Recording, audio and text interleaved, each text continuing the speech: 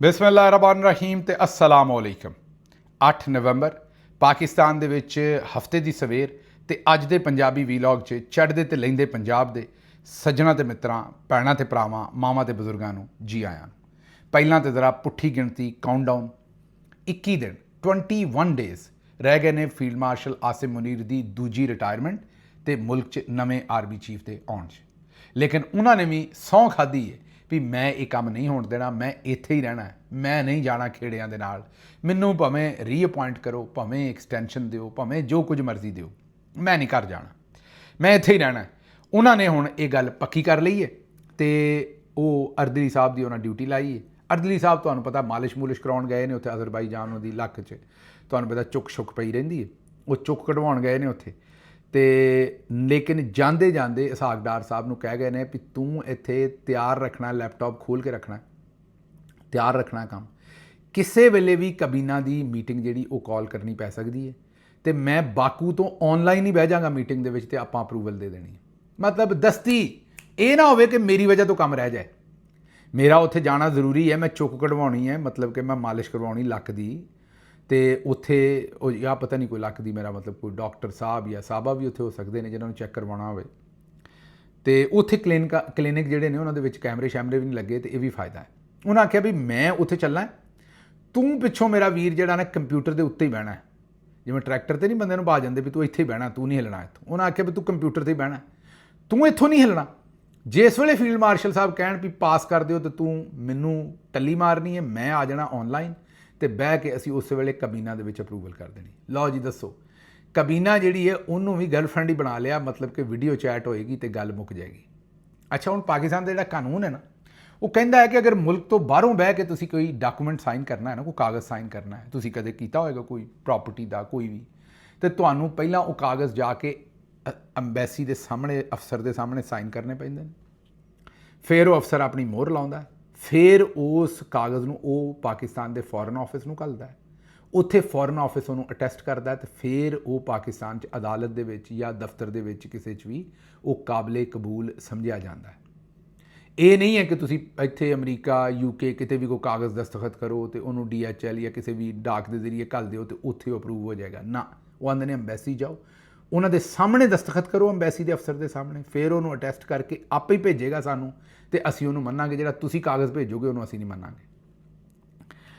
ਅੱਛਾ, ਹੁਣ ਇਹ ਜਦੋਂ ਕੈਬਨਿਟ ਦੀ ਅਪਰੂਵਲ ਦੇਣਗੇ ਸ਼ਹਿਬਾਜ਼ ਸ਼ਰੀਫ ਸਾਹਿਬ ਬਾਹਰ ਬਹਿ ਕੇ ਬਾਕੂ ਦੇ ਵਿੱਚ ਜਿੱਥੇ ਚੁੱਕ ਕਢਾਉਣ ਗਏ ਨੇ, ਇਹ ਮੈਨੂੰ ਦੱਸੋ ਵੀ ਉਹਦੀ ਅਪਰੂਵਲ ਕਿਸ ਤਰ੍ਹਾਂ ਹੋ ਜਾਏਗੀ? ਤਾਂ ਕਾਨੂੰਨ ਦੇ ਹਿਸਾਬ ਨਾਲ ਫਿਰ ਇਹ ਤੇ ਕੰਮ ਹੀ 2 ਨੰਬਰ ਹੋ ਗਿਆ ਸਾਰੇ ਦਾ ਸਾਰਾ। ਲੇਕਿਨ ਇਹਨਾਂ ਨੂੰ ਇਸ ਗੱਲ ਨਾਲ ਕੀ, ਚੋਰਾਂ ਦਾ ਕੱਪੜਾ, ਲਾਠੀਆਂ ਦੇ ਗਜ਼, ਇਹਨਾਂ ਨੇ ਇਸ ਵੇਲੇ ਫੀਲਡ ਮਾਰਸ਼ਲ ਸਾਹਿਬ ਨੂੰ ਐਕਸਟੈਂਸ਼ਨ ਦੇਣੀ ਹੈ, ਜਿਵੇਂ ਵੀ ਦਿੱਤੀ ਜਾਵੇ। ਇਹਨਾਂ ਨੂੰ ਇਸ ਗੱਲ ਨਾਲ ਕੋਈ ਪਰਵਾਹ ਨਹੀਂ, ਜਿਸ ਵੀ ਤਰੀਕੇ ਨਾਲ ਐਕਸਟੈਂਸ਼ਨ ਦਿੱਤੀ ਜਾਵੇ ਇਹਨਾਂ ਨੇ ਐਕਸਟੈਂਸ਼ਨ ਦੇਣੀ ਹੈ। ਤੇ ਲੱਗੇ ਨੇ ਦਿਨ ਰਾਤ ਇਸ ਕੰਮ ਨੂੰ, ਲੱਗੀਆਂ ਨੇ ਮੌਜਾਂ। ਹੁਣ ਲਾਈ ਰੱਖੀ ਸੋਹਣਿਆ, ਇਹਨਾਂ ਦਾ ਇਹ ਹੀ ਬਸ ਚਲਾ ਰਹੇ ਨੇ ਕੰਮ। ਤੇ ਉਹ ਹੁਣ ਇਹ ਆਨਲਾਈਨ ਇਹਦੀ ਅਪਰੂਵਲ ਹੋਏਗੀ ਜਨਾਬ। ਇਹ ਜਿਹੜਾ ਤੇ ਪੀਪਲਸ ਪਾਰਟੀ ਵੀ ਮੰਨੀ ਖਲੋਤੀ ਹੈ, ਉਹਨਾਂ ਨੇ ਵੀ ਕਿਹਾ ਜੀ 243 ਵਾਲਾ ਕੰਮ ਕਰਾਓ, ਮਾਲ ਪਾਣੀ ਸਾਡੇ ਕੋਲ ਛੱਡ ਦਿਓ ਤੇ 243 ਵਾਲਾ ਕੰਮ ਜਿਹੜਾ ਉਹ ਸਾਡੇ ਕੋਲੋਂ ਕਰਵਾ ਲਓ, ਠੀਕ ਹੈ ਨਾ ਜੀ। ਤੇ ਮਾਲ ਪਾਣੀ ਜਿਹੜਾ ਉਹ ਸਾਡੇ ਕੋਲੋਂ ਛੱਡ ਦਿਓ। ਤੇ ਉਹ 18ਵੀਂ ਤਰਮੀਮ 'ਚ ਮਾਲ ਪਾਣੀ ਸਾਰਾ ਜ਼ਾਹਿਰ ਹੈ। ਤੇ ਉਹ ਹੁਣ ਦੇਖਦੇ ਫੀਲਡ ਮਾਰਸ਼ਲ ਸਾਹਿਬ ਕਰਦੇ ਕੀ ਨੇ। ਵੈਸੇ ਮੇਰਾ ਤਾਂ ਆਈਡੀਆ ਇਹੀ ਹੈ ਕਿ ਫੀਲਡ ਮਾਰਸ਼ਲ ਦਾ ਪੂਰਾ ਇੰਟਰਸਟ ਹੈ ਹੀ 243 'ਚ, ਉਹਨਾਂ ਨੂੰ ਹੋਰ ਕਿਸੇ ਗੱਲ ਨਾਲ ਕੀ। ਉਹ ਆਂਦੇ ਨੇ ਕਿ 243 ਪਾਸ ਹੋ ਜਾਏ, ਮੈਨੂੰ ਬਾਕੀ ਕੀ ਲੈਣ ਦੇਣਾ ਸਾਰੀ ਗੱਲ ਨਾਲ। ਅੱਛਾ ਜੀ, ਅਗਲੀ ਖਬਰ ਤੁਹਾਡੇ ਸਾਹਮਣੇ ਰੱਖਦੇ ਹਾਂ। ਪਾਕਿਸਤਾਨੀਆਂ ਨੇ ਦੁਬਈ ਦੇ ਵਿੱਚ ਹਨੇਰ ਚਲਾ ਦਿੱਤਾ ਹੈ। ਹਾਂਜੀ, ਦੁਬਈ ਦੇ ਵਿੱਚ ਹਨੇਰ ਚਲਾ ਦਿੱਤਾ ਹੈ। ਦੁਬਈ ਦੇ ਵਿੱਚ 53,838 53,838 ਇਹ ਤਕਰੀਬਨ 55,000 ਦੇ ਕਰੀਬ ਕੰਪਨੀਜ਼ ਜਿਹੜੀਆਂ ਨੇ ਉਹ ਰਜਿਸਟਰਡ ਹੋਈਆਂ ਨੇ। ਕੰਪਨੀਜ਼ ਰਜਿਸਟਰਡ ਹੋਈਆਂ ਨੇ ਦੁਬਈ 'ਚ ਪਾਕਿਸਤਾਨੀਆਂ ਦੀਆਂ। ਕਰੋ ਹਾਂ ਗੱਲ। ਇਹ ਦੂਸਰੇ ਨੰਬਰ ਤੇ ਅਸੀਂ ਆਏ ਹਾਂ, ਪਹਿਲੇ ਨੰਬਰ ਤੇ ਸ਼ਾਇਦ ਕੋਈ ਹੋਰ ਮੁਲਕ ਹੈ ਜਾਂ ਦੁਬਈ ਵਾਲੇ ਆਪ ਹੀ ਨੇ। ਬਹਰਹਾਲ ਅਸੀਂ ਦੂਜੇ ਨੰਬਰ ਤੇ ਆਏ ਹਾਂ। ਇਹ 9 ਮਹੀਨਿਆਂ ਦੇ ਵਿੱਚ ਅਸੀਂ, 1 ਸਾਲ 'ਚ ਨਹੀਂ, 9 ਮਹੀਨਿਆਂ ਦੇ ਵਿੱਚ 9 ਮੰਥ 9 ਮਹੀਨਿਆਂ ਦੇ ਵਿੱਚ ਇਹ 53,838 ਜਿਹੜੀਆਂ ਕੰਪਨੀਜ਼ ਨੇ ਇਹ ਰਜਿਸਟਰਡ ਹੋਈਆਂ ਨੇ। ਹੁਣ ਇੱਥੇ ਹਿਸਾਬ ਲਾ ਲਓ ਵੀ ਕਿੰਨਾ ਅਰਬਾਂ ਰੁਪਈਆਂ ਦਾ ਇੱਥੇ ਕੰਮ ਹੋਇਆ ਹੋਣਾ। ਇਹ ਕਿੰਨਾ ਪੈਸਾ ਇੱਥੋਂ ਖਿੱਚ ਧਰੂ ਕੇ ਲੈ ਕੇ ਜਾ ਰਹੇ ਨੇ ਤੇ ਉੱਥੇ ਇਹ ਇਨਵੈਸਟ ਕਰ ਰਹੇ ਨੇ। ਇਹਦੇ ਵਿੱਚੋਂ 80% ਪੈਸਾ ਜਿਹੜਾ ਕਾਲਾ ਧਨ ਹੋਣਾ, ਇਹ ਨਾ ਸਿਆਸਤਦਾਨਾਂ ਦਾ ਹੋਣਾ ਕਿਸੇ ਹੋਰ ਦਾ। ਮਾੜੇ ਬੰਦੇ ਨੂੰ ਤੇ ਅੱਜ ਕੱਲ੍ਹ ਖਾਣ ਨੂੰ ਰੋਟੀ ਤੇ ਪਾਉਣ ਨੂੰ ਜੁੱਤੀ ਨਹੀਂ ਲੱਭਣ ਡਈ, ਉਹਨੇ ਉੱਥੇ ਦੁਬਈ ਜਾ ਕੇ ਕੰਪਨੀਆਂ ਕਿਹੜੀਆਂ ਬਣਾ ਲੈਣੀਆਂ ਨੇ। ਜਿਹੜਾ ਨੌਕਰੀ ਪੇਸ਼ਾ ਬੰਦਾ ਸੀ ਉਹਨੂੰ ਤੇ ਇਹਨਾਂ ਰੋਲ ਕੇ ਰੱਖ ਦਿੱਤਾ, ਜਿਹੋ ਜਿਹੇ ਬਿੱਲ ਆਉਂਦੇ ਨੇ ਤੇ ਜਿਹੋ ਜਿਹੀ ਮਹਿੰਗਾਈ ਹੋਈ ਹੈ। ਇਹ ਤੇ ਜ਼ਾਹਿਰ ਹੈ ਇਸ ਵੇਲੇ ਉਹ ਜਿਹੜੇ ਨਾਨ ਬਾਈ ਨੇ ਉਹ ਆਂਦੇ ਨੇ ਵੀ ਜਿਹੜੀ 5500 ਦੀ ਬੋਰੀ ਸੀ ਮੈਦੇ ਦੀ ਉਹ 11000 ਦੀ ਹੋ ਗਈ ਹੈ, ਤੇ ਅਸੀਂ ਨਾਨ ਰੋਟੀ ਜਿਹੜੀ ਹੈ ਉਸੇ ਕੀਮਤ ਤੇ ਕਿਸ ਤਰ੍ਹਾਂ ਦੇ ਲਈਏ। ਉਹ ਹੜਤਾਲਾਂ ਕਰਦੇ ਫਿਰਦੇ ਨੇ, ਉਹਨਾਂ ਨੂੰ ਇਹ ਜੁਰਮਾਨੇ ਕਰਦੇ ਫਿਰਦੇ ਨੇ। ਇਹ ਉਹਨਾਂ ਦੇ ਮਗਰ ਲਾਠੀ ਲੈ ਕੇ ਪਏ ਨੇ। ਉਹ ਜਿਹੜੀ ਸਲਮਾ ਬੱਟ ਸਾਹਿਬਾਂ ਨੂੰ ਪਾਇਆ ਉਹਨੇ ਨੇ ਹਨੇਰ ਪਾਇਆ, ਤੰਦੂਰ ਸੀਲ ਕਰੀ ਆਉਂਦੀ ਹੈ, ਗਰੀਬਾਂ ਦੀਆਂ ਰੇੜੀਆਂ ਉਲਟਾਈ ਆਉਂਦੇ ਨੇ। ਅਸੀਂ ਪਹਿਲਾਂ ਵੀ ਤੁਹਾਨੂੰ ਦੱਸਿਆ ਇਹ ਤਾਂ ਤਬਾਹੀ ਕੀਤੀ ਇਹਨਾਂ ਨੇ ਲੋਕਾਂ ਦੀ। ਇਹ ਹੁਣ ਜਿਹੜੀ ਸੂਰਤ ਹਾਲ ਹੈ। ਦੂਸਰੇ ਪਾਸੇ ਸੁਣੋ ਜ਼ਰਾ ਇੱਕ ਦੁੱਖ ਭਰੀ ਮਾਵਾਂ ਦੇ ਪੁੱਤਰਾਂ ਦੀ ਕਹਾਣੀ। ਯੂਨਾਨ ਦੇ ਵਿੱਚ ਗੁਜ਼ਿਸ਼ਤਾ ਹਫ਼ਤੇ ਸਮੁੰਦਰ 'ਚ ਡੁੱਬਣ ਵਾਲੀ ਕਸ਼ਤੀ 'ਚ 209 ਹਾਂਜੀ 209 ਪਾਕਿਸਤਾਨੀ ਜਿਹੜੇ ਨੇ ਉਹ ਡੁੱਬ ਕੇ ਮਰ ਗਏ। ਕਿੰਨੇ? 209। ਪਾਕਿਸਤਾਨ ਦੇ ਮੀਡੀਆ 'ਤੇ ਉਹਦੀ ਕੋਈ ਖਾਸ ਖਬਰ ਨਹੀਂ ਆਈ, ਕਿਸੇ ਨੇ ਉਹਦੀ ਖਬਰ ਹੀ, ਕਿਸੇ ਨੇ ਉਹਦੇ 'ਤੇ ਆਵਾਜ਼ ਹੀ ਨਹੀਂ ਕੱਢੀ। ਇਹ 209 ਪਾਕਿਸਤਾਨੀ ਸਵਾਰ ਸਨ, ਸਿਰਫ 12 ਜ਼ਿੰਦਾ ਬਚੇ ਨੇ, ਬਾਕੀ ਸਾਰੇ ਡੁੱਬ ਕੇ ਮਰ ਗਏ ਨੇ। ਇਹ ਤਕਰੀਬਨ 197 ਪਾਕਿਸਤਾਨੀ ਮਰੇ ਨੇ, 197 ਯੂਨਾਨ ਦੇ ਵਿੱਚ ਭੁੱਖ ਮਰਦੇ ਹੋਏ। ਐਂਡ ਫੀਲਡ ਮਾਰਸ਼ਲ ਨਹੀਂ ਆਉਂਦਾ ਉੱਥੇ ਯੂਰਪ ਜਾ ਕੇ, ਇਹ ਬ੍ਰੇਨ ਗੇਨ ਹੈ, ਬ੍ਰੇਨ ਡਰੇਨ ਨਹੀਂ। ਉਹੀ ਬ੍ਰੇਨ ਗੇਨ ਵਾਲੇ ਵਿਚਾਰੇ ਗਏ ਸਨ। ਇਲੀਗਲ ਜਿਹੜੇ ਚੜ੍ਹ ਜਾਂਦੇ ਨੇ ਤੁਰਕੀ ਦੇ ਰਾਹ, ਕਿਸੇ ਹੋਰ ਰਾਹ, ਉੱਥੇ ਜਾਂਦੇ ਨੇ, ਆਪਣੀ ਕਿਸਮਤ ਅਜ਼ਮਾਈ ਕਰਦੇ ਨੇ, ਆਪਣੇ ਬੱਚਿਆਂ ਦਾ, ਮਾਂ ਪਿਓ ਵਾਸਤੇ, ਦੂਸਰਿਆਂ ਵਾਸਤੇ ਰਿਜ਼ਕ। ਉੱਥੇ ਜਾ ਕੇ ਇਲੀਗਲ 10-10 ਸਾਲ ਉੱਥੇ ਮਜ਼ਦੂਰੀਆਂ ਕਰਦੇ ਨੇ, ਮਾੜੇ ਹਾਲ, ਬੌਂਕੇ ਦਿਹਾੜੇ, ਫਿਰ ਜਾ ਕੇ ਕਿਤੇ ਜ਼ਿੰਦਗੀ ਬਦਲਦੀ, ਫਿਰ ਵਾਪਸ ਇਹ ਆਉਂਦੇ ਨੇ। ਉਹਨਾਂ ਦੇ ਕੋਲ ਪਾਸਪੋਰਟ ਵੀ ਖੋਣਾ ਹੈ, ਸ਼ਹਿਰੀਅਤ ਵੀ ਖੋਣੀ ਹੈ, ਤੇ ਉਹ 197 ਵਿਚਾਰੇ ਡੁੱਬ ਕੇ ਮਰ ਗਏ ਨੇ, ਤੇ ਉਹਨਾਂ ਦਾ ਕਿਸੇ ਨੇ ਨਾਮ ਹੀ ਨਹੀਂ ਲਿਆ।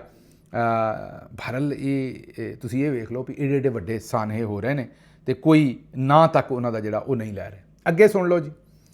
ਹਿਨਾ ਪਰਵੇਜ਼ ਬੱਟ ਸਾਹਿਬ ਨੇ 27ਵੀਂ ਤਰਮੀਮ ਦੇ ਹੱਕ 'ਚ ਕਰਾਰਦਾਦ ਪੰਜਾਬ ਅਸੈਂਬਲੀ 'ਚ ਜਮ੍ਹਾਂ ਕਰਾ ਦਿੱਤੀ।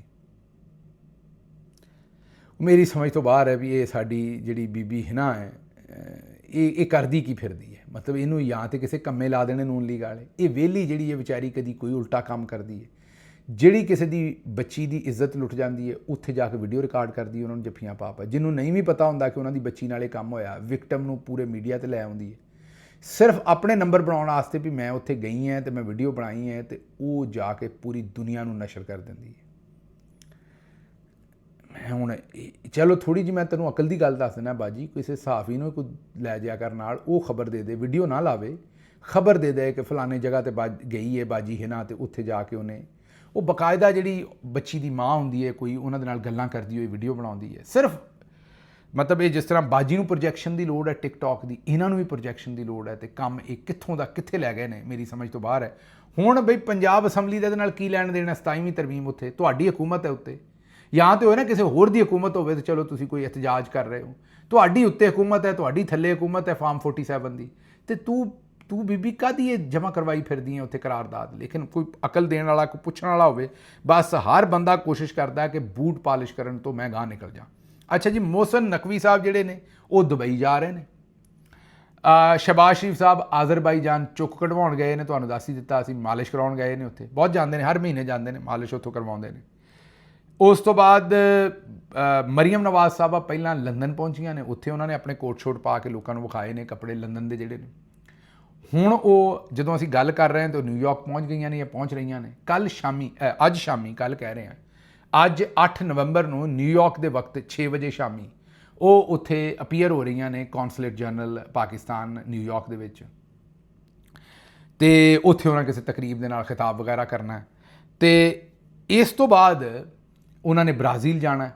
ਅੱਛਾ, ਬਿਲਾਵਲ ਭੁੱਟੋ ਤੇ ਆਸਫਾ ਭੁੱਟੋ ਕਤਰ ਤੋਂ ਵਾਪਸ ਆ ਰਹੇ ਨੇ, ਉਹ ਕਤਰ ਦੇ ਵਿੱਚ ਸਨ। ਆਸਿਫ ਜ਼ਰਦਾਰੀ, ਬਿਲਾਵਲ ਭੁੱਟੋ ਤੇ ਆਸਫਾ ਭੁੱਟੋ, ਮੇਰੇ ਖਿਆਲ ਬਿਲਾਵਲ ਭੁੱਟੋ ਪਾਕਿਸਤਾਨ ਹੈ, ਆਸਿਫ ਜ਼ਰਦਾਰੀ ਤੇ ਆਸਫਾ ਭੁੱਟੋ ਕਤਰ ਤੋਂ ਵਾਪਸ ਆ ਰਹੇ ਨੇ। ਤੇ ਸਾਡੇ ਕਾਇਦ ਜਿਹੜੇ ਨੇ ਆਪਣਾ ਨਵਾਜ਼ ਸ਼ਰੀਫ ਸਾਹਿਬ, ਉਹਨਾਂ ਨੂੰ ਰਾਈਵਿੰਡ ਛੱਡਿਆ ਹੋਇਆ ਧੁੱਪ ਲਵਾਉਣ ਨੂੰ। ਬਈ ਉਹਨਾਂ ਨੂੰ ਵੀ ਕਿਤੇ ਲੈ ਜਾਓ, ਉਹਨਾਂ ਨੂੰ ਕਿਉਂ ਨਹੀਂ ਖੜਦੇ ਕਿਤੇ? ਪਾਸ ਅਫਦਰ ਤੇ ਚਲੋ ਉੱਥੇ ਬੈਠਾ ਨਾ ਆਪਣੇ ਮਾਨਸੇਰੇ, ਉਹ ਤੇ ਆਪਣੇ ਉੱਥੇ ਬੈਠਾ ਆਪਣੇ ਥਾਂ ਤੇ। ਲੇਕਿਨ ਇਹ ਮੈਨੂੰ ਦੱਸੋ ਵੀ ਇਹ ਨਵਾਜ਼ ਸ਼ਰੀਫ ਸਾਹਿਬ ਨੂੰ ਕਿਉਂ ਨਹੀਂ ਘਰੋਂ ਕੱਢਦੇ ਜੀ? ਇਹਨਾਂ ਨੂੰ ਕਿਉਂ? ਮੇਰਾ ਮਤਲਬ ਹੈ ਕਿ ਇਹ ਪੈਂਚਰ ਹੋਏ ਨੇ ਜਿਹੜਾ ਇਹਨਾਂ ਨੂੰ ਪਾਸੇ ਤੇ ਖੜਾ ਕੀਤਾ ਹੈ ਤੁਸੀਂ। ਪਰ ਨਵਾਜ਼ ਸ਼ਰੀਫ ਸਾਹਿਬ ਨੂੰ ਕੋਈ ਧੁੱਪ ਸ਼ੁਭ ਲਵਾ ਲਓ। ਇਹ ਜੇ ਨਵਾਜ਼ ਸ਼ਰੀਫ ਸਾਹਿਬ ਨੂੰ ਨਾਲ ਲੈ ਜਾਂਦੇ ਆ ਅਮਰੀਕਾ ਤੇ ਨਾਲ ਉੱਥੇ ਬ੍ਰਾਜ਼ੀਲ, ਤੇ ਕਿਹੜਾ ਕੰਮ ਘਟ ਜਾਣਾ ਸੀ। ਲੇਕਿਨ ਉਹਨਾਂ ਨੂੰ ਨਹੀਂ ਕੱਢਦੇ ਘਰੋਂ, ਕਿਉਂਕਿ ਫੀਲਡ ਮਾਰਸ਼ਲ ਸਾਹਿਬ ਨੇ ਕਿਹਾ ਵੀ ਉਹਨਾਂ ਨੂੰ ਘੱਟ ਤੋਂ ਘੱਟ ਬਾਹਰ ਕੱਢੋ, ਕੋਈ ਉਲਟੀ ਸਿੱਧੀ ਗੱਲ ਕਿਤੇ ਨਾ ਕਰ ਦੇਣ। ਅੱਛਾ ਜੀ, ਅਗਲੀ ਖਬਰ ਜਿਹੜੀ ਹੈ ਉਹ ਐਸਆਰ ਰਾਣਾ ਸਾਹਿਬ ਨੇ, ਇੱਕ ਨਵਾਂ ਖਬਰ ਵੀ ਹੈ ਤੇ ਚੁਟਕਲਾ ਵੀ ਹੈ। ਉਹਨਾਂ ਨੇ ਕਿਹਾ ਕਿ ਜਿਹੜੀ ਪੀਪਲਸ ਪਾਰਟੀ ਹੈ ਉਹ ਇਹ ਆਖਦੀ ਹੈ ਕਿ ਅਸੀਂ ਇੱਕ ਇੱਕ ਸ਼ਿਕ ਤੇ ਗੌਰ ਕਰਾਂਗੇ, ਅਸੀਂ ਇੱਕ ਇੱਕ ਸ਼ਿਕ ਤੇ ਗੌਰ ਕਰਾਂਗੇ, ਫਿਰ ਫੈਸਲਾ ਕਰਾਂਗੇ ਕਿ ਅਸੀਂ ਇਹਨੂੰ ਕਬੂਲ ਕਰਨਾ ਹੈ ਆਇਨ ਦੀ ਤਰਮੀਮ ਨੂੰ ਜਾਂ ਨਹੀਂ। ਉਹਨਾਂ ਨੇ ਕਿਹਾ ਕਿ ਹਾਲਤ ਇਹਨਾਂ ਦੀ ਉਸ ਗਰੀਬ ਆਦਮੀ ਦੀ ਹੈ ਜਿਹਦੇ फ़ोन 'ਚ बैलेंस नहीं ਹੁੰਦਾ ਤੇ ਉਹ ਅਗਰ ਕਿਸੇ ਨੂੰ ਨੰਬਰ ਮਿਲਾਉਣ ਦੀ ਕੋਸ਼ਿਸ਼ ਕਰੇ ਤਾਂ ਉਹ फ़ोन ਅੱਗੋਂ ਦੱਸਦਾ ਹੈ ਵੀ ਆਪਕੇ फ़ोन पर ये मतलूबा सहूलत मुयसर नहीं। ਉਹਨਾਂ ਕਿਹਾ ਤੁਹਾਡੇ ਕੋਲ ਤੇ ਤਰਮੀਮ ਦਾ ਮਸਵਦਾ ਹੀ ਨਹੀਂ ਹੈਗਾ ਤੇ ਤੁਸੀਂ ਕਿਹੜੀ ਸ਼ਿਕ ਤੇ ਗੌਰ ਕਰਨਾ। ਇਹ ਇਸਾਰ ਰਾਣਾ ਸਾਹਿਬ ਨੇ ਖਬਰ ਦਿੱਤੀ ਤੇ ਨਾਲ ਹੀ ਯੂਸਫ ਰਜ਼ਾ ਗਿਲਾਨੀ ਸਾਹਿਬ ਦੇ ਸਾਹਿਬਜ਼ਾਦੇ ਕਾਦਰ ਗਿਲਾਨੀ ਨੇ ਇਹਨੂੰ ਕਨਫਰਮ ਕਰ ਦਿੱਤਾ। ਉਹਨਾਂ ਕਿਹਾ ਸਾਡੇ ਕੋਲ ਤਾਂ ਮਸਵਦਾ ਕੋਈ ਨਹੀਂ ਹੈ ਤੇ ਸਾਨੂੰ ਇਹ ਪਤਾ ਲੱਗਾ ਵੀ ਜਿਨ੍ਹਾਂ ਕੋਲ ਮਸਵਦਾ ਹੈ, ਫੌਜੀਆਂ ਦੀ ਗੱਲ ਕਰਨ ਡਏ ਨੇ, ਜਰਨੈਲਾਂ ਦੀ, ਉਹ ਮਸਵਦੇ ਨੂੰ ਬਾਰ-ਬਾਰ ਬਦਲੀ ਜਾ ਰਹੇ ਨੇ। ਤੇ ਇਹ ਹਾਲਤ ਹੈ ਪੀਪਲਸ ਪਾਰਟੀ ਦੀ। ਇਹਨਾਂ ਦੇ ਬਿਆਨ ਵੇਖੋ ਤੇ ਇਹਨਾਂ ਦੀਆਂ ਵਿਚਾਰਿਆਂ ਦੀ ਮਜਬੂਰੀ ਵੇਖੋ ਵੀ ਤੁਹਾਡੇ ਕੋਲ ਮਸਵਦਾ ਹੀ ਨਹੀਂ ਤੇ ਤੁਸੀਂ ਉਹਦੇ ਤੇ ਗੌਰ ਕੀ ਕਰਨੀ ਹੈ ਤੇ ਉਹਨੂੰ ਪਾਸ ਕੀ ਕਰਨਾ ਹੈ ਤੇ ਫੇਲ ਕੀ ਕਰਨਾ ਹੈ। ਅੱਛਾ ਜੀ, ਮੌਲਾਨਾ ਫਜ਼ਲ ਰਹਿਮਾਨ ਨੇ PTI ਦੇ ਵਫਦ ਦੇ ਸਾਹਮਣੇ ਇਨਕਸ਼ਾਫ ਕੀਤਾ ਕਿ ਬਿਲਾਵਲ ਜ਼ਰਦਾਰੀ ਚੰਦ ਦਿਨ ਪਹਿਲੇ ਮੇਰੇ ਕੋਲ ਆਇਆ ਸੀ ਔਰ ਆ ਕੇ ਉਹਨੇ ਕਿਹਾ ਕਿ ਮੈਂ ਬੜਾ ਪਰੇਸ਼ਾਨ ਹੈ। ਇਹ ਤਰਮੀਮ ਦੇ ਸਿਲਸਿਲੇ 'ਚ ਆਇਆ ਸੀ। ਉਹਨੇ ਕਿਹਾ ਮੈਂ ਬੜਾ ਪਰੇਸ਼ਾਨ ਹੈ ਤੇ ਹਾਲਾਤ ਬਹੁਤ ਜ਼ਿਆਦਾ ख़राब ਨੇ ਬਿਲਾਵਲ ਜ਼ਰਦਾਰੀ ਨੇ। ਅੱਛਾ, ਅਸੀਂ ਗੌਰ ਕੀਤੀ, ਅਸੀਂ ਕਿਹਾ ਹੋ ਸਕਦਾ ਹੈ ਬਈ ਨਈਮ ਅਸ਼ਰਫ ਬੱਟ ਸਾਹਿਬ ਦੀ ਇਹ ਖਬਰ ਹੈ ਕਿ ਫਜ਼ਲ ਰਹਿਮਾਨ ਸਾਹਿਬ ਨੂੰ ਉਹਨਾਂ ਨੇ ਇਹ ਗੱਲ ਕਹੀ ਔਰ ਫਜ਼ਲ ਰਹਿਮਾਨ ਸਾਹਿਬ ਨੇ PTI ਦੇ ਵਫਦ ਨੂੰ ਦੱਸੀ। ਇਹ ਨਈਮ ਅਸ਼ਰਫ ਬੱਟ ਸਾਹਿਬ ਨੇ ਖਬਰ ਦਿੱਤੀ ਹੈ। ਅੱਛਾ, ਬੱਟ ਸਾਹਿਬ ਅਸੀਂ ਗੌਰ ਕੀਤੀ ਤੇ ਅਸੀਂ ਗੌਰ ਇਹ ਕੀਤੀ ਕਿ ਪੀਪਲਸ ਪਾਰਟੀ ਦੀਆਂ ਤੇ 8 ਕੀ 10 ਕੀ 12 ਕੀ ਹੋਜ ਨੇ। ਕਸ਼ਮੀਰ ਦੀ ਹਕੂਮਤ ਉਹਨਾਂ ਨੂੰ ਲੁੱਟ ਕੇ ਦੇਣ ਲੱਗੇ ਨੇ, ਗਿਲਗਿਤ ਬਲਤਿਸਤਾਨ ਦੇਣ ਦਾ ਵਾਅਦਾ ਕੀਤਾ, ਪੰਜਾਬ ਦੇ ਗਵਰਨਰ ਉਹ ਨੇ, ਆਪਣਾ ਉੱਥੇ KP ਦੇ ਗਵਰਨਰ ਉਹ ਨੇ, ਮਤਲਬ ਹਰ ਥਾਂ ਤੇ ਉਹਨਾਂ ਦੀ ਉੱਤੇ ਉਹਨਾਂ ਦਾ ਸਦਰ ਬੈਠਾ ਹੋਇਆ। ਤੇ ਹੁਣ ਅਗਲੀ ਜਿਹੜੀ ਖਬਰ ਇਹ ਹੈ ਕਿ ਪੰਜਾਬ ਦੇ ਜਿੰਨੇ ਵੀ ਇਹਨਾਂ ਦੇ ਟਿਕਟ ਹੋਲਡਰ ਨੇ, ਜਿੱਤਿਆ ਤੇ ਹੈ ਹੀ ਕੋਈ ਨਹੀਂ, ਜ਼ਾਹਿਰ ਹੈ ਕੋਈ ਇੱਕਾ ਦੁੱਕਾ ਵੀ ਨਹੀਂ ਜਿੱਤਿਆ ਮੇਰੇ ਖਿਆਲ, ਜਿੰਨੇ ਟਿਕਟ ਹੋਲਡਰ ਨੇ ਸਾਰਿਆਂ ਨੂੰ ਹੁਣ ਪੰਜਾਬ ਦੇ ਵਿੱਚ ਨੂਨ ਲੀਗ ਵਾਲੇ ਜਿਹੜੇ ਨੇ ਉਹ ਡਿਵੈਲਪਮੈਂਟ ਦੇ ਬਜਟ ਦੇਣਗੇ, ਤਰੱਕੀਆਤੀ ਕੰਮਾਂ ਦੇ ਬਜਟ ਇਹਨਾਂ ਨੂੰ ਦੇਣਗੇ। ਅੱਛਾ, ਤਰੱਕੀਆਤੀ ਕੰਮ ਕੀ ਹੁੰਦੇ ਨੇ? ਅਗਰ ਇਹ ਇੱਕ ਤਾਸਰ ਹੈ ਪਾਕਿਸਤਾਨ ਦੇ ਵਿੱਚ, ਇੱਕ ਅੰਡਰਸਟੈਂਡਿੰਗ ਹੈ ਨਾਰਮਲ, ਅਗਰ 1 ਅਰਬ ਰੁਪਇਆ ਤਾਂ ਉਹਦੇ ਵਿੱਚੋਂ 25 ਤੋਂ 30 ਕਰੋੜ ਉਹ ਜਿਹੜਾ MP MNA ਜਿਹਨੂੰ ਫੰਡ ਮਿਲਦਾ ਉਹ ਖਾ ਜਾਂਦਾ ਹੈ, ਉਹਦਾ ਹਿੱਸਾ ਹੁੰਦਾ ਜਿਹੜਾ ਉਹਨੂੰ ਦਿੱਤਾ ਜਾਂਦਾ ਹੈ। ਸਮਝ ਆ ਰਹੀ ਜੇ? 100 ਰੁਪਈਆ ਤਾਂ 25 ਤੋਂ 30 ਰੁਪਈਏ ਉਹਨੂੰ ਲੱਭਦੇ ਨੇ ਉਹਦੇ ਚੋਂ। 1 ਅਰਬ ਰੁਪਈਆ ਤਾਂ ਉਹਨੂੰ 25-30 ਕਰੋੜ ਰੁਪਈਆ ਲੱਭਦਾ। ਹੁਣ ਨੂਨ ਲੀਗ ਨੇ ਇਹ ਤਰਮੀਮ ਦੇ ਵਿੱਚ ਸੌਦੇ ਹੁੰਦੇ ਨੇ ਨਾ, ਦੁਬਾਰਾ ਸੌਦੇ ਕਰਨ ਦਾ ਵੇਲਾ ਹੁੰਦਾ ਹੈ। ਇਹ ਤਰਮੀਮ 'ਚ ਹੁਣ ਖਬਰ ਆਈ ਹੈ, ਸੌਦਾ ਹੋਇਆ ਹੈ ਕਿ ਪੀਪਲਸ ਪਾਰਟੀ ਦੇ ਜਿੰਨੇ ਟਿਕਟ ਹੋਲਡਰ ਨੇ ਪੰਜਾਬ ਦੇ ਵਿੱਚ ਉਹਨਾਂ ਨੂੰ ਤਰੱਕੀਆਤੀ ਫੰਡ ਦਿੱਤੇ ਜਾਣਗੇ, ਮਤਲਬ ਸਿੱਧਾ ਮਾਲ ਪਾਣੀ ਦਿੱਤਾ ਜਾਏਗਾ ਉਹਨਾਂ ਨੂੰ। ਠੀਕ ਹੈ ਜੀ। ਤੇ ਇਹ ਹੁਣ ਕਸ਼ਮੀਰ ਦੀ ਹਕੂਮਤ ਤੁਹਾਨੂੰ ਲੁੱਟ ਕੇ ਦੇਣ ਡਏ ਨੇ, ਆਪਣਾ GB ਦੀ ਹਕੂਮਤ ਤੁਹਾਨੂੰ ਦਿੱਤੀ ਜਾ ਰਹੀ ਹੈ।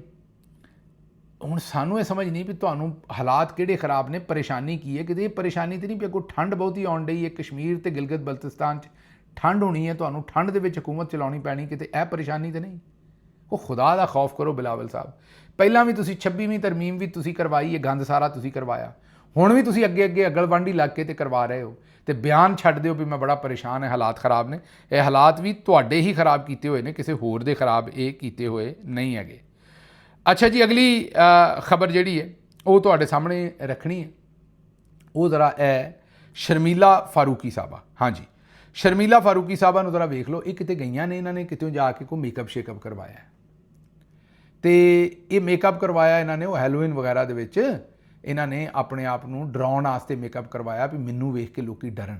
ਹਾਲਾਂਕਿ ਮੈਂ ਹਿਸਾਬ ਲਾਇਆ ਹੈ, ਅਦਰਾ ਮਜ਼ਾਕ ਹੀ ਗੱਲ ਕਰ ਰਹੇ ਹਾਂ ਅਸੀਂ, ਸੀਰੀਅਸ ਨਾ ਲੈ ਲੈਣਾ, ਲੇਕਿਨ ਯਕੀਨ ਕਰੋ ਵੈਸੇ ਨਾਲ ਵੇਖੋ ਤੇ ਡਰ ਨਿਕਲ ਜਾਂਦਾ ਹੈ। ਇਹ ਮੇਕਅਪ ਕਰਕੇ ਘੱਟ ਡਰ ਲੱਗਣ ਡਿਆ, ਜਿਹੜਾ ਅਸਲ ਹਿਸਾਬ ਕਿਤਾਬ ਉਹਦੇ 'ਚੋਂ ਬਹੁਤਾ ਡਰ ਲੱਗਦਾ ਹੈ। ਮਤਲਬ ਭੈਣ ਮੇਰੀ, ਤੂੰ ਵੈਸੇ ਬਹੁਤੀ ਖੌਫਨਾਕ ਹੈ। ਹੁਣ ਔਰਤ ਕਾਰਡ ਨਾ ਕੱਢ ਲਿਓ, ਅਸੀਂ ਤੇ ਅਜ਼ਰਾ ਮਜ਼ਾਕ ਗੱਲ ਕਰਨ ਡਏ ਹਾਂ ਵੀ ਜਿਹੜੇ ਇੰਨੇ ਰੁਪਈਏ ਖਰਚ ਕੀਤੇ ਨੇ, ਤੁਸੀਂ ਸਿਆਸਤਦਾਨ ਹੋ, ਕੋਈ ਮਾਡਲ ਤੇ ਹੈ ਨਹੀਂ ਤੁਸੀਂ, ਤੇ ਕਿਹੜੇ ਕੰਮਾਂ ਨੂੰ ਪਏ ਹੋ ਤੁਸੀਂ? ਇਹੋ ਜਿਹੀਆਂ ਮਤਲਬ ਇਮੈਚੋਰ ਹਰਕਤਾਂ ਬਣਾ ਕੇ ਵੀਡੀਓਜ਼ ਤੇ ਫਿਰ ਉਹਦੇ 'ਤੇ ਮੇਰਾ ਮਤਲਬ ਟਿਕਟੌਕ ਤੇ ਸਾਰੇ ਟਿਕਟੌਕ ਤੇ ਹੀ ਲੱਗੇ ਨੇ। ਇਸ ਗੱਲ ਦਾ ਕੋਈ ਲੈਣ ਦੇਣ ਨਹੀਂ ਕਿ ਇਹਦੇ ਨਾਲ ਇਮੇਜ ਕੀ ਜਾਂਦਾ। ਇਹ ਅੱਜ ਕੱਲ੍ਹ MNA ਨੇ ਜੀ, ਇਹ ਫਾਰਮ 47 ਦੇ ਉੱਤੇ ਮਾਸ਼ਾਅੱਲਾ, ਤੇ ਇਹਨਾਂ ਦੇ ਕਾਰਨਾਮੇ ਵੀ ਤੁਸੀਂ ਵੇਖ ਲਓ। ਇਹ ਕਿਤੇ ਪਿੱਛੇ ਨਾ ਰਹਿ ਜਾਣ ਕੋਈ ਵੀ। ਮੇਰਾ ਮਤਲਬ ਹੈ ਕਿ ਕੋਈ ਕੱਲ੍ਹ ਨੂੰ ਕੋਈ ਕਵੇ ਨਾ ਕਿ ਯਾਰ ਇਹ ਪਿੱਛੇ ਰਹਿ ਗਏ ਨੇ, ਪੀਪਲਸ ਪਾਰਟੀ ਵਾਲਿਆਂ ਨੇ ਕੰਮ ਨਹੀਂ ਕੀਤੇ ਤੇ ਇਹ ਪਿੱਛੇ ਰਹਿ ਗਏ ਨੇ। ਅੱਛਾ ਜੀ, ਕੋਇਟਾ ਤੋਂ ਖਬਰ ਲੈ ਲਓ। ਪਾਕਿਸਤਾਨ ਤਹਿਰੀਕ ਇਨਸਾਫ ਨੇ ਉੱਥੇ ਜਲਸਾ ਕਰਨਾ ਸੀ ਤੇ ਪਾਕਿਸਤਾਨ ਤਹਿਰੀਕ ਇਨਸਾਫ ਦੇ ਜਲਸੇ ਤੋਂ ਪਹਿਲੇ ਖੌਫ ਨਾਲ SHO ਨੇ ਨਮਾਜ਼ ਜੁਮਾ ਤੋਂ ਪਹਿਲੇ ਹੀ ਮਸਜਿਦ ਬੰਦ ਕਰਵਾ ਦਿੱਤੀ। ਲੋਕਾਂ ਨੇ ਆਖਿਆ ਵੀ ਇੱਥੇ ਜੁਮਾ ਪੜ੍ਹਨਾ ਹੈ, ਹਜੇ ਫਿਲਹਾਲ ਮਸਜਿਦ ਖੁੱਲੀ ਰਹਿਣ ਦਿਓ, ਜੁਮਾ ਪੜ੍ਹ ਲੈਣ ਦਿਓ, ਉਸ ਤੋਂ ਬਾਅਦ ਤੁਸੀਂ ਕਰ ਲੈਣਾ ਜੋ ਕਰਨਾ ਹੋਇਆ।